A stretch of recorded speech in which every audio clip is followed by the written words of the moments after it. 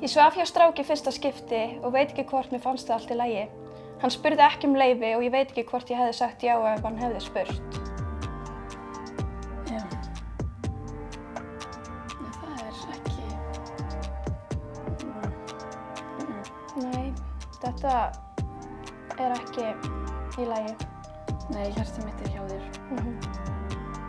Þetta kannski smá stúpid spurning, en hvað í rauninni telst sem nauðgun? Einmitt. Mjög góð spurning. Já, ekki stúpid spurning. Alls ekki stúpid spurning. Ég gafst upp og sagði já, en ég var bara eiginlega frosin og það var svo óþægilegt. Og síðan leið mér svo illa eftir eins og ég væri bara óhrein og eitthvað.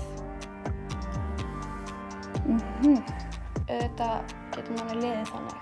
Og það er svo magnað nefnilega hvað þetta eru eðlilega tilfinningar miðað við rauninni að þetta er svona þannig sé órökrétt hugsun en þetta er svo ótrúlega eðlilegt og ömurleg tilfinning. Spurningarnar sem við vorum að lesa þær eru allar af sjúkuspjalli þannig að þetta er allt alvöru spurningar. Ef þið viljið spjalla þá er hægt að fara inn á sjúkást.is. Það að þetta sé til er náttúrulega magnað af því að það að fá að venta og segja frá sér sérstaklega svona persónulegum hlutum og það nafnlaust. Það er fullkomið. Það er opið 3 kvöld í viku, mánudag, þriðjudag, miðvikudag frá 8 til 10.